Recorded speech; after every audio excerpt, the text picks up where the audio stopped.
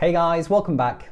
Now, 2021 seems to be a very challenging time for investors. It seems like there isn't anywhere to invest right now. We can't keep cash because with all the money printing going on, our money is just inflating away. We have stock market valuations at all-time highs and many experts calling for a crash at any moment. We then have bonds, which are meant to be the traditional safe haven. But bond yields have been falling for 20 years and they're now giving a negative real return. Gold and silver are meant to do well in times of uncertainty, but they have been falling too. So this then leaves crypto. But crypto is still in its speculative stage and regulators could be knocking on the door and spoiling the crypto party too. So what is an investor to do? Well, I always like to keep track of what the expert investors are doing. Ray Dalio is the king of hedge funds and has recently been on the news speaking on the economy and sharing his investing wisdom. So in this video, we're going to be breaking down what Ray has recently said. We'll be looking at the dangers in the bond market, the investments and asset classes that we need to avoid right now, and finish with where do we invest for 2021. As always, if you do find anything useful in the video, be sure to drop a like. That would be very much appreciated. Okay, first up, there are some strange things going on in the bond market right now. Even if you don't invest in bonds, we still need to pay attention as the bond market impacts all the other asset classes. Take a look. When there has to be a lot of selling of bonds, and bonds don't give any good return, there's a guaranteed negative return in bonds relative to inflation. Inflation index bonds yield minus 1%. And so there's no return. And there's a pile of people who own bonds. And this isn't just Americans, but these are international investors owning bonds. And they have to buy a lot more bonds, because when the government has to sell a lot more debt, that means they have to buy a lot more bonds. There will not be enough demand for those bonds. When that happens, interest rates rise. That's what you're seeing now. And the central bank is put in a dilemma. This is all classic end of cycle type of thing. The central bank is put into a dilemma because either interest rates will rise a lot or they will have to print money and buy those bonds to hold them down. When they print money and buy those bonds to hold rate down, that lowers real rates and it accelerates a depreciation of the value of the dollar, and it also raises inflation pressures. And what the imbalance, the frightening thing about this, is that if you get losing money, and people are losing money by holding bonds, and that's not just Americans, those are other foreigners, then they could sell bonds. And if they sell bonds at the same time as the government has got to sell a lot of bonds, that could produce a real dilemma. That's classic late long-term debt cycle type stuff. So Ray is talking about warning signs in the bond market, and this is because of negative real returns, which is the return minus inflation. And the main problem is that people holding on to bonds right now are losing money. And like I said, even if you don't invest in bonds right now, we still need to pay attention as the bond market impacts all the other asset classes.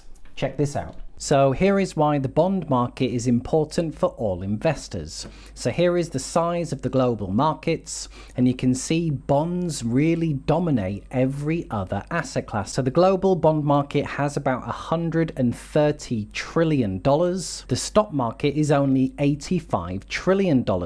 And then you can see just how small the gold, crypto, and silver market is. And it's important because of money flows. Because there's so much money in bonds, if money begins flowing out, it can really pump up the other markets like stocks and crypto. This is the 10-year Treasury rate, and this chart goes back over 100 years, all the way to 1880. And this is the yield, the rate of the return that you would get. Now, the reason historically it's been good advice to own bonds is that you were guaranteed between 3 and 5%, and this was for decades. In fact, all the way up to about 1970. Then we had a bit of an anomaly and bonds shot up all the way to 15%. So at this point it made a lot of sense to own bonds because you were getting a guaranteed rate of return of 15%. However, ever since then, for the last 20 years, bond yields have been falling down. And even though recently the bond yield has jumped, it's still only 1.74%. And when you take off inflation, it's actually a negative real return.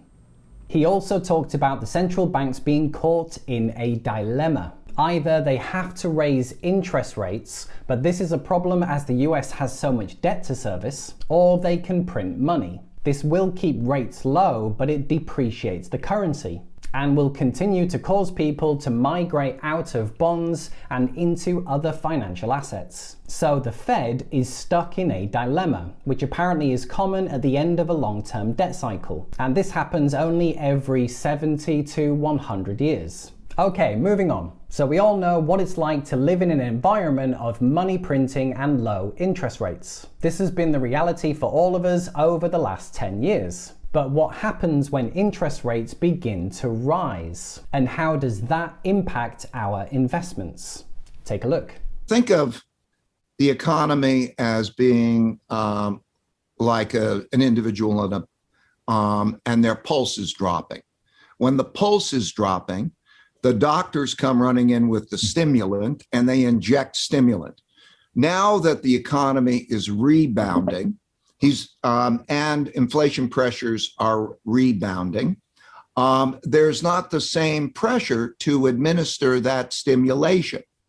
When it happens, when it becomes a problem, is first, the rising interest rates start hurting financial asset prices. First, typically, they hurt bonds.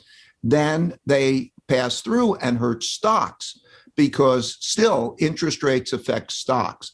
And when that starts to affect stocks, that's one thing. Maybe the stock market can correct 10 or 15% and the Federal Reserve can tolerate it. When it goes beyond that and starts to affect the economy, that's when you see the real trade-off. So rising interest rates first negatively impacts bonds and then it negatively impacts stocks. And we could see the stock market correct about 10 to 15%. And this is because it becomes more expensive to borrow money. This then hurts consumers, but it also hurts businesses as they too borrow money to help grow the business. Okay, next up, we have what is going on with inflation right now. The Fed is desperately trying to fend off deflation, and their objective is to get the inflation rate above 2%. Now, Ray explains there's actually two types of inflation, and it's the second type that we actually need to worry about. Take a look. The Federal Reserve would say we're just going above their inflation targets, not by much. If you look at indicators like the break-even inflation rate, it's about 2.5%. But the important thing to convey here on inflation is that there are two types of inflation, okay? I just want to make this clear. We're used to one type of inflation, which is when the economy is too hot, there's a capacity constraint, and when demand presses up against existing capacity, prices rise. Unemployment rates are low and so forth. There is a thing called a monetary inflation. That's when you can have stagflation.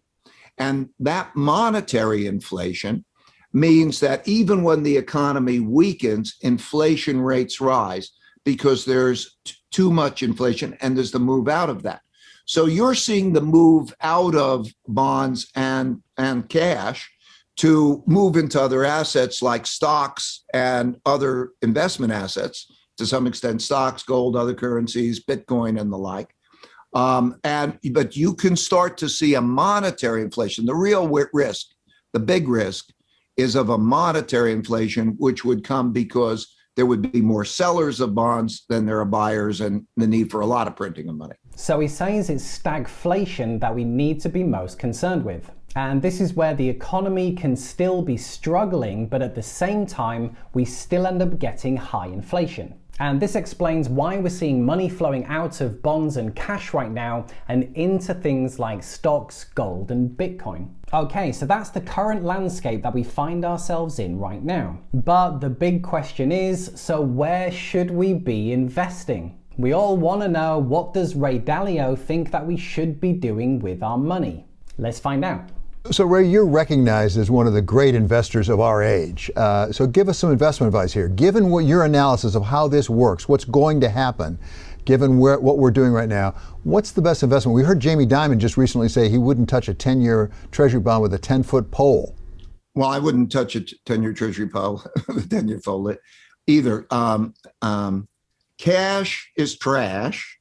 In other words, it looks like a low risk thing to hold, but it's not, because when you have a zero interest rate, or in some cases in foreign countries slightly negative interest rate, and you have an inflation rate of 2% or higher, you get taxed at a rate, essentially you lose buying power at a rate of about 2% a year, and that's a lot. You lose a lot of buying power.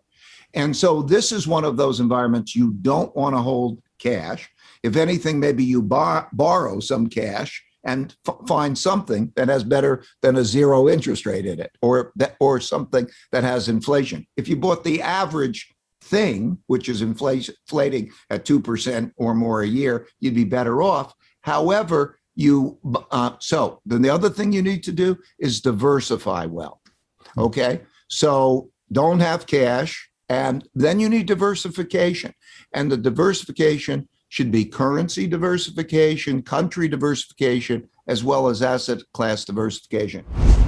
So he doesn't go into a lot of detail, but here is what he did say and what we know about Ray Dalio. Cash is trash. In a world of getting a zero interest rate and with 2% inflation, we don't want to be holding a lot of cash right now. He said you could in fact borrow money and invest it somewhere where you could be getting more than 0%. He said he wouldn't touch bonds with a 10-foot pole, and I guess for similar reasons. With zero interest rates, you're actually losing money by holding bonds. And Ray also recommends good diversification. And this includes currency diversification, country diversification, and also asset class diversification. We also know that Ray is a fan of gold, even though he'd recently reduced his position. And finally, Ray has publicly stated that his company's looking into Bitcoin as a store of value. And he called it one hell of an invention. So there you are, guys. That was the latest update from Ray Dalio. This certainly is an interesting time for investors, and I hope you found this useful. In fact, just one favor to ask: